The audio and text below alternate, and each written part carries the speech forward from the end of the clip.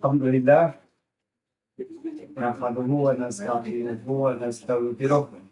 Na'udzu billahi min syururi anfusina wa min sayyiati a'malina. May yahdihillahu fahuwal muhtadi wa man yudlil fala hadiya lahu. Asyhadu an la ilaha illallah wa asyhadu anna Muhammadar Rasulullah sallallahu alaihi wasallam.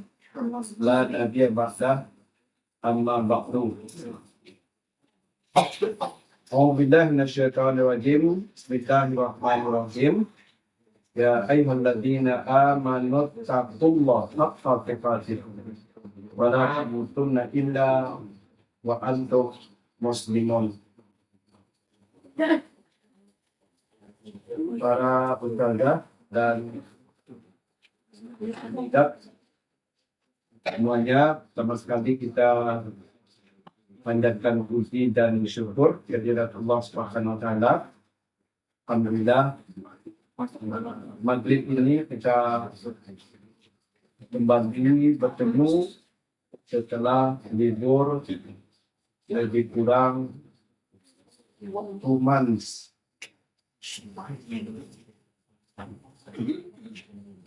Berapa? 2 bulan. Syahrain. Mudah-mudahan ke depan bagi badan baik sehat dan hidup yang diberikan oleh Allah, maka kajian kita akan kita memberikan. Dan ini tentang akidah dan akhlak. Dulu sudah kita mulai tentang akidah, yakni tentang keberadaan Allah Subhanahu wa taala. Di dalam kesempatan kajian kita malam hari ini, kita akan coba telusuri kembali atau replay sedikit ke belakang supaya nyambung dengan apa yang akan kita sampaikan ke depan. Karena dengan telah panjangnya waktu berlalu, pasti semuanya tidak ingat lagi. Kemudian salawat dan salam untuk uswah, qudwah dan teladan kita Nabi besar Muhammad sallallahu alaihi wasallam.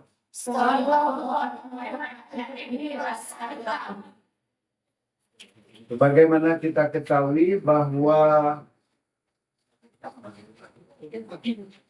agama Islam itu mencakup 2 aspek. Pertama, menyangkut akidah, dan yang kedua menyangkut syariah.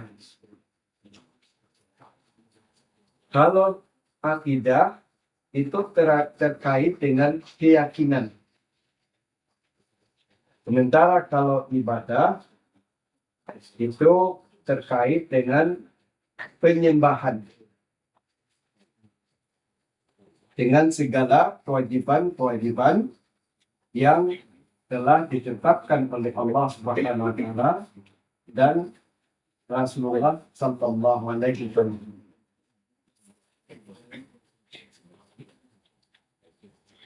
Kalau yang terkait dengan akidah tadi, yakni keyakinan tadi, itu sebagaimana sudah kita pelajari, bahkan sejak dari SD terus sampai hari ini tingkat sanawiyah, di mana iman itu mencakup berapa? Iman itu terdiri dari rukun iman itu ada berapa? 6. Siapa yang dapat? Nah, coba sebutkan.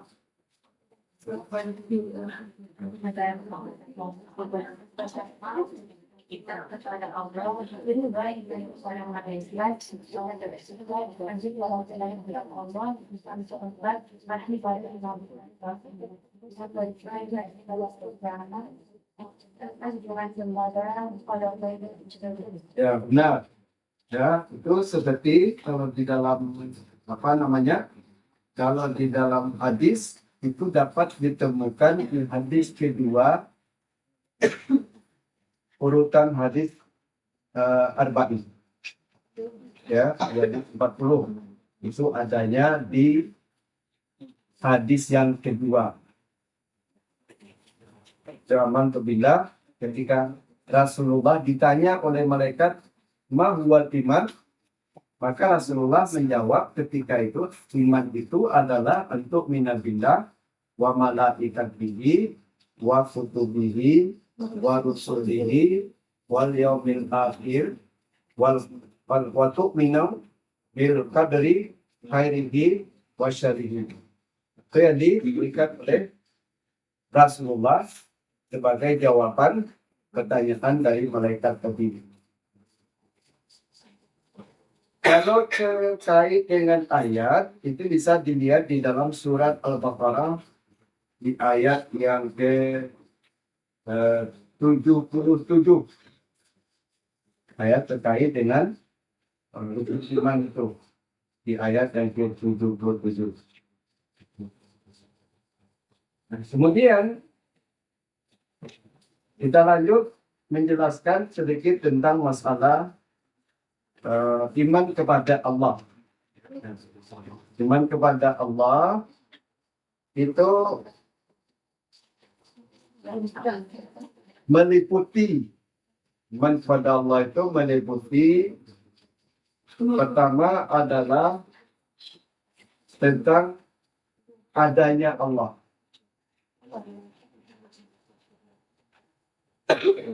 Tentang adanya Allah.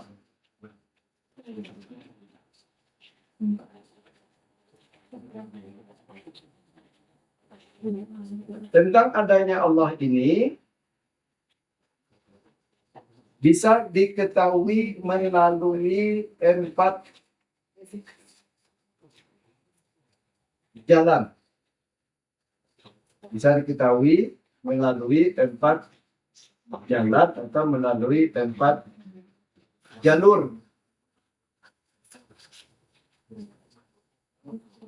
4 jalur yang kita maksudkan atau 4 jalan yang kita maksudkan atau 4 cara, yakni pertama adalah melalui fitrah. Apa itu fitrah? Apa tahu? Apa itu fitrah? Fitrah itu adalah sikap bawaan yang diberikan oleh Allah kepada setiap makhluk, terutama manusia, yang tidak akan berubah selama tidak ada yang merubahnya. Jadi dia tidak akan berubah selama tidak ada yang merubahnya. Misalnya, laki-laki akan tetap laki-laki. Perempuan akan tetap perempuan. Tidak akan berubah. Laki-laki itu jadi perempuan. Dan perempuan itu jadi laki-laki. Itu namanya fitrah.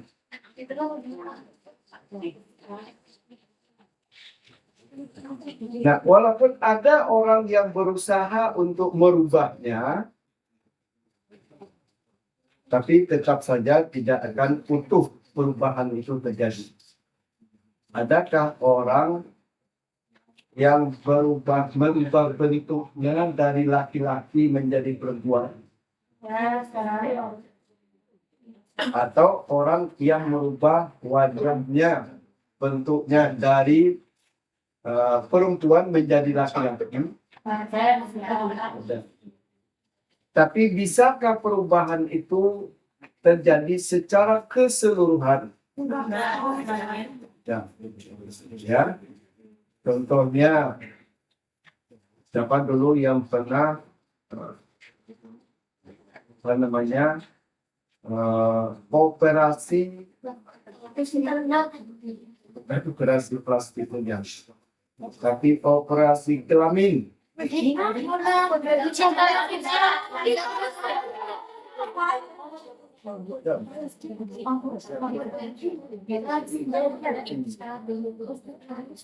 Nah,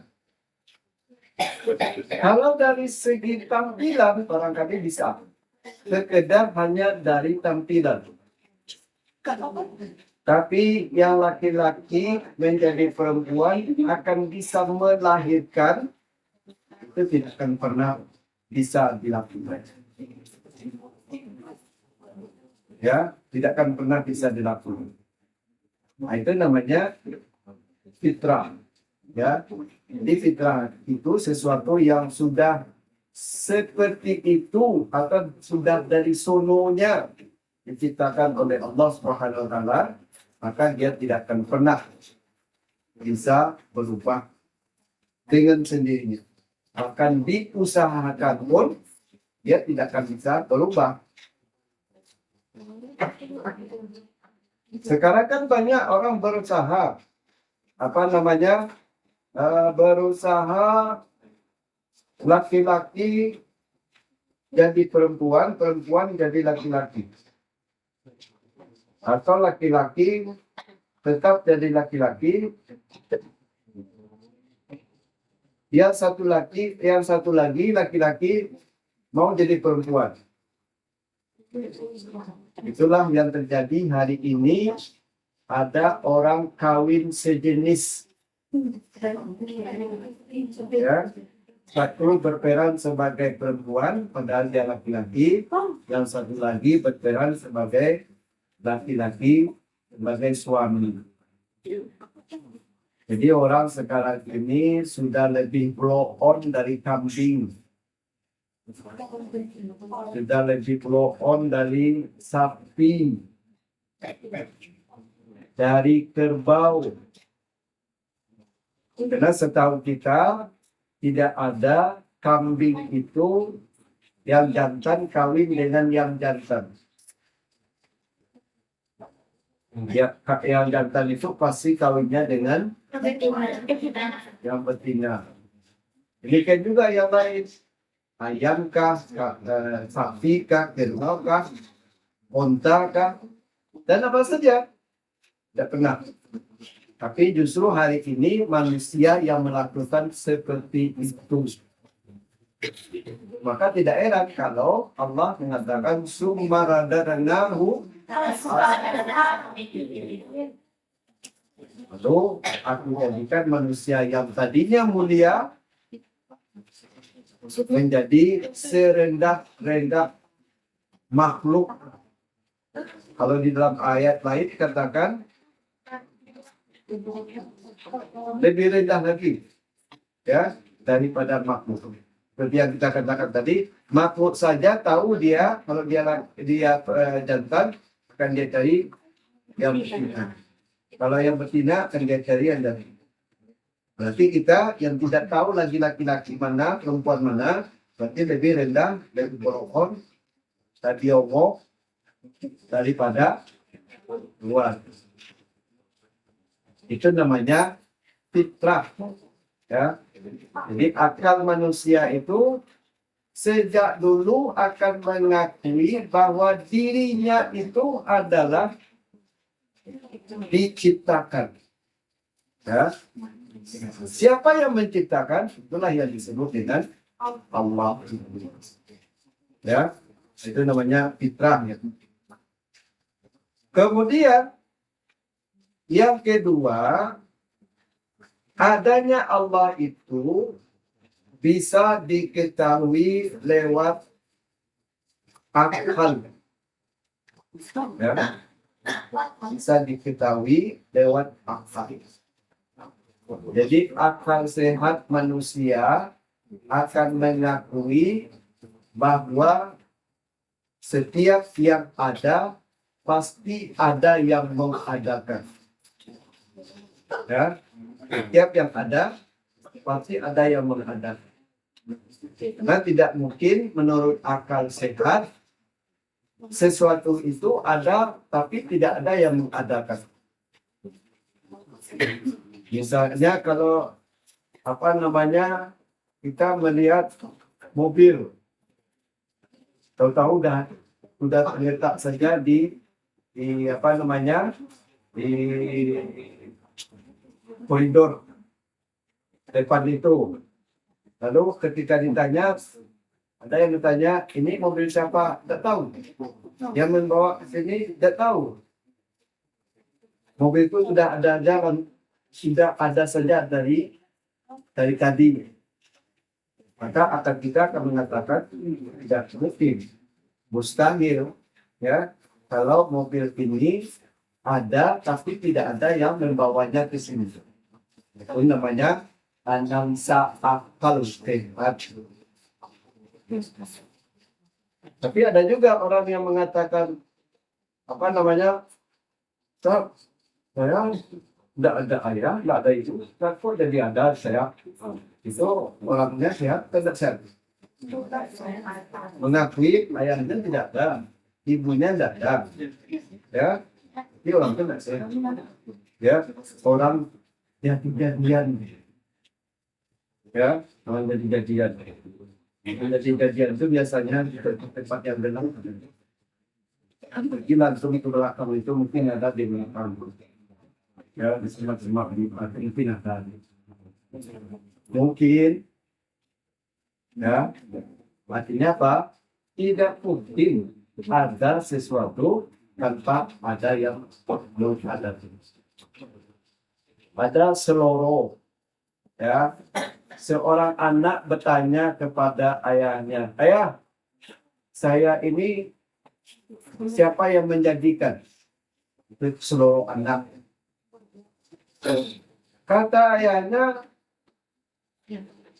aku dan ibu kamu dah. Lalu si anak nanya lagi, bapak dan ibu menjadikannya siapa? Iya, bapak dan ibu, ayah dan ibu lah. Tanya lagi si anak tadi,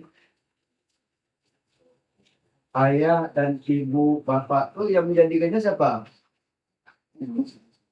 Ya, kakek dan nenek kamu lah. Lalu kakek dan nenek saya itu yang menjadikannya siapa? Ya, kakek-kakeknya lagi itu. Kakek-kakeknya lagi itu yang menjadikannya siapa? Ah, udahlah, tanya kamu. Jadi artinya, ya, kalau ada sesuatu pasti ada yang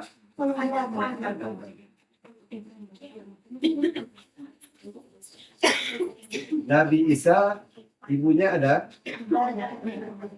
ayahnya. Apakah bisa selain daripada Nabi Isa ibunya ada, ayahnya tidak ada? Bisakah ayam itu bertelur tanpa ada apa ayam?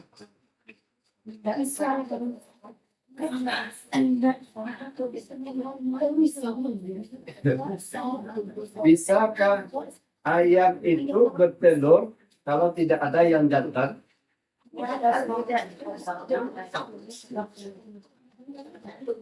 Ada orang payak kumbuah dulu. Ada orang payak kumbuah. Orang di Payakumbuh itu kabarnya banyak ternak ayam bertelur. Ya, banyak ayam bertelur. Dan setiap satu kandang yang isinya ribuan itu hampir tidak ada yang jantan. Tapi ternyata dia bisa juga bertelur. Kan? Dan telurnya itu bisakah menetas jadi anak?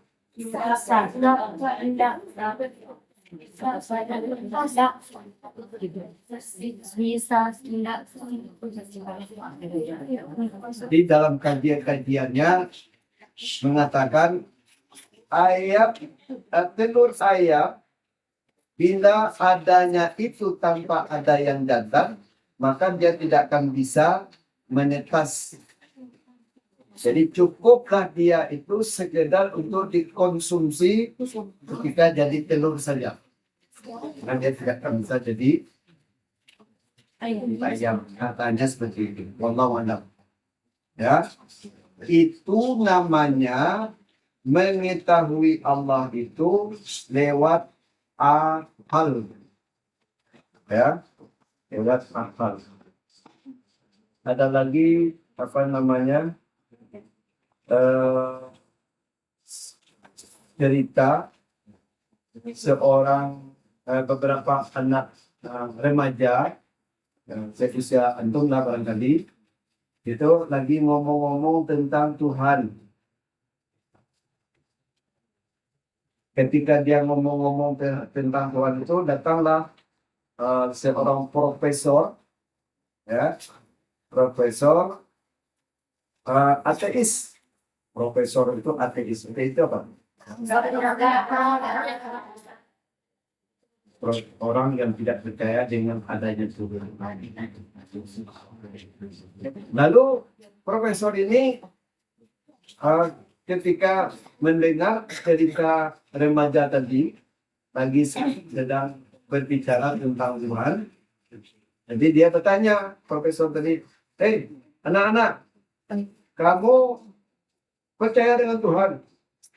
Percaya, profesor. Lalu Tuhan kamu itu mana? Tuhan saya itu gaib, profesor. Kalau begitu berarti tidak ada. Sesuatu yang gaib sama artinya tidak ada, kata profesor. Nah, kalau begitu ya profesor, kata anak-anak tadi. Iya. Kalau begitu saya bertanya profesor, apa pertanyaan Anda? Kalau setiap yang gaib itu tidak ada, maka apakah Bapak Profesor punya akal? Katanya punya lah. Sehingga saya jadi profesor. Tanya si bocah tadi, ya, bagaimana bentuk akal profesor itu? Lalu karena dia tidak bisa jawab, ya, nah kamu jangan banyak tanya lah. Berarti kalau profesor tidak bisa menunjukkan bagaimana bentuknya akal profesor, berarti profesor tidak berakal ya. Kan? Ngamuk profesor itu langsung aja jadi enggak ajar ternyata. Kecil-kecil dan bisa memproses profesor. Jadi itu memperkuat bahwa setiap yang tidak nampak belum tentu tidak ada. Ya, setiap yang nampak juga belum tentu ada. Ya, dia nampak, tapi tidak ada. Dia tidak nampak, tapi ada. Siapa yang bisa mencontoh? Kalau yang nampak, tapi dia tidak ada, itu bayang-bayang. Bayang-bayang. Ya, bayang ada nampak? Seperti apa bayang-bayang itu? Bisakah dia dikacar? Atau diraba? Tidak, berarti dia seperti ada tapi tidak ada.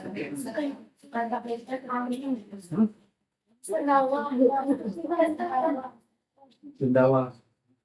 Apa namanya? Bapak bisa?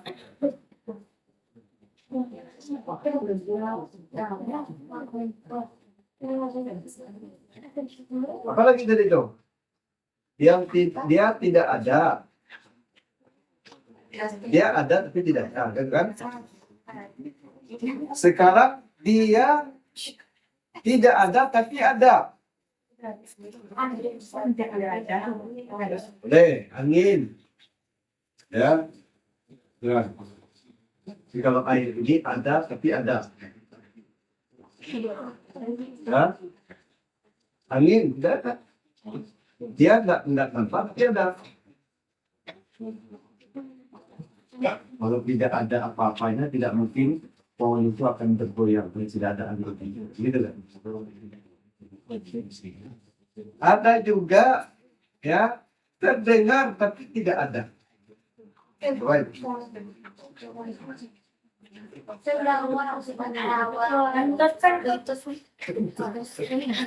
Jantung selingkuh itu. Ya. Ya, ada lagi apa namanya, apa bisa Indonesia itu pongang itu apa bisa Indonesia?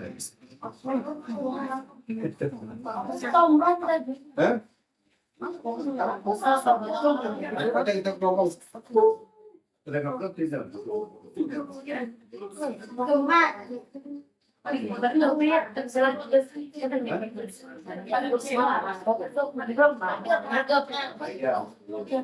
Bolehlah bagaimana sedang bagaimana ada dia kalau kan ngomong nanti kalau Dirma tadi itu dia terdengar tapi nggak nampak juga. Jadi jangan terlalu percaya dengan yang nampak, karena tidak semua yang nampak itu ada. Tapi jangan dulu tidak mempercayai setiap yang tidak nampak, karena tidak semua yang tidak nampak itu tidak ada. Sudah. Itu apa tadi itu ceritanya tentang mengetahui Allah dengan melalui akal. Kemudian yang ketiga atau yang keempat itu mengetahui Allah itu melalui rasa atau fakta. Ya. Rasa nomor tiga tuh. Fakta nomor 4. Rasa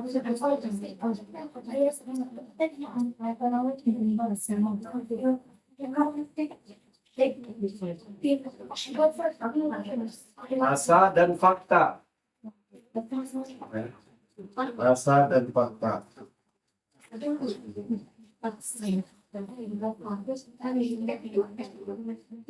Melalui rasa dan fakta itu bisa diketahui lewat pertama sejarah. Sejarah. Bagaimana bentuknya lewat sejarah? Misalnya Allah sudah berulang kali memperlihatkan pertolongannya kepada para nabi. Kepada para nabi. Contohnya Nabi Muhammad ketika dalam perang Badar itu jumlah pasukan yang dipimpin oleh Rasulullah itu tidak sangat berimbang dengan jumlah kaum kafir Quraisy sebagai lawan. Tapi ternyata kemenangan tetap berada di pihak Rasulullah. Nah, kenapa bisa? Karena pasukan orang Muslim itu dibantu oleh Allah lewat malaikat. sebanyak 1.000 malaikat membantu pasukan Muslim yang dipimpin oleh Rasulullah. Hingga ketika berperang itu, maka pasukan musuh kafir Quraisy itu melihat pasukan Rasulullah itu berbaju putih semuanya. Tapi setiap kali dipanah tidak ada yang kena. Ya, meleset aja terus. Ya, kalaupun sempat kena, tapi panah itu tidak pernah tertanjak, hilang saja dia terus. Dan boleh dikatakan sekian kali Rasulullah itu berperang tidak pernah yang seimbang.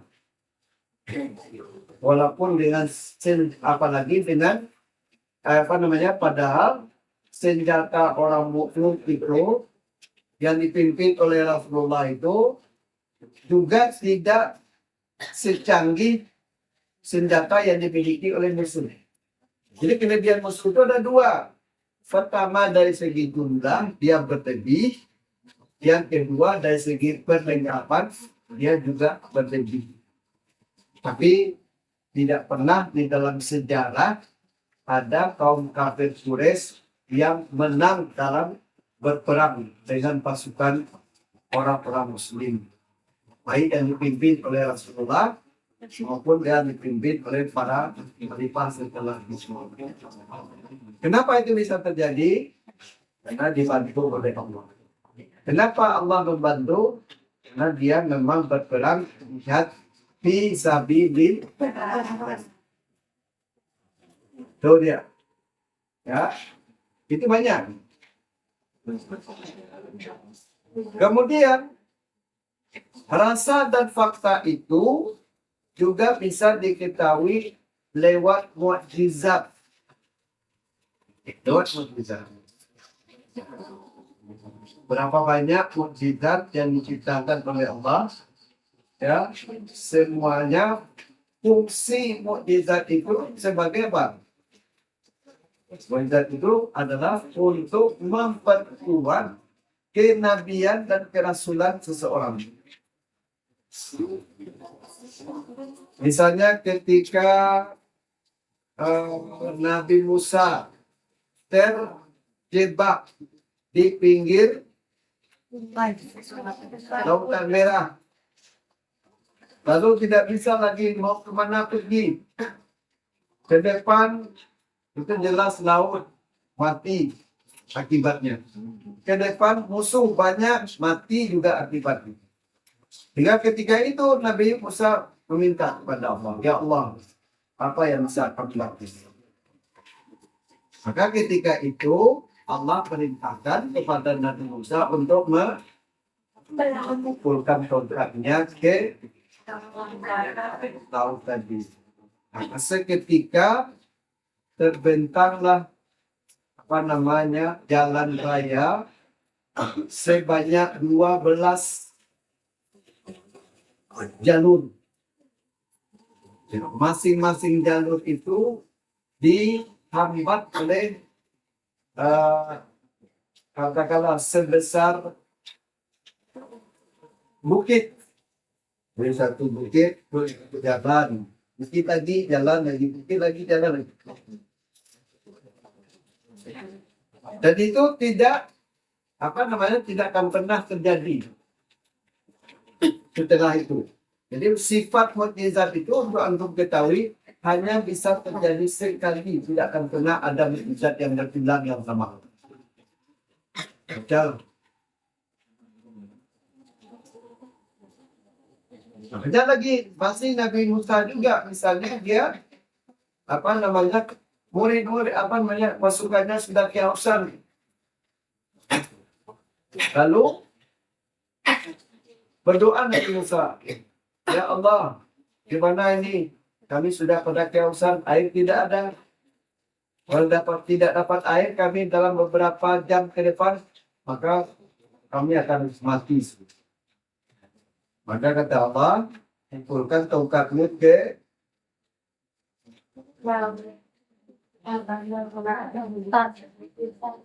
Oke, hajar batu, ya, ke batu. Maka mencurah air, menyemburkan air dari batu itu sebanyak 12 mata air. Kalau tadi ketika menyeberangi Laut Merah, membentang sebanyak 12 jalur.